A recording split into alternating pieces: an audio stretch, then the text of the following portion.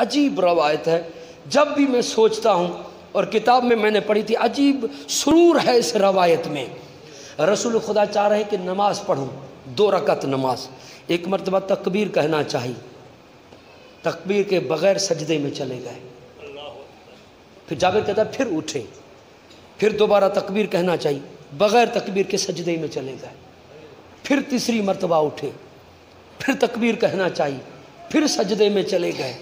پھر چوتھی تکبیر کہنا چاہیے، پھر سجدے میں۔ میں نے کہا، جابر کہتا ہے میں نے کہا یا رسول اللہ، یہ تکبیر سے پہلے یہ سجدے کون سے ہیں؟ نہ رکوع ہے نہ قیام ہے، یہ ڈائریکٹ سجدے۔ مولانا رسول خدا نے فرمایا جابر میں نے تکبیر کہنا چاہی، جبریل نازل ہوا، نازل ہو کر مجھے کہا،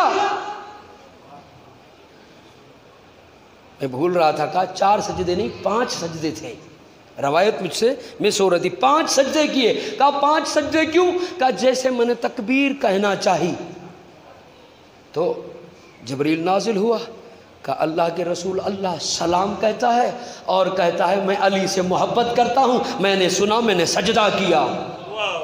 پھر دوسری مرتبہ میں اٹھا، پھر جبریل آیا، اللہ کے رسول اللہ سلام دیتا ہے اور کہتا ہے میں فاطمہ سے محبت کرتا ہوں، میں نے سنا، میں نے سجدہ کیا۔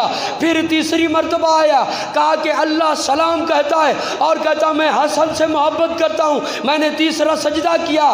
پھر میں نے سر اٹھایا، میں نے تکبیر کہنا چاہی اور جبریل نازل ہوا، نازل ہو کے کہا کہ اللہ سلام کہتا ہے اور کہتا میں حسین سے محبت کرتا ہوں۔ جیسے رسول خاموش ہوئے، جابر نے کہا یہ 4 سجدے، 5واں سجدہ کیسا؟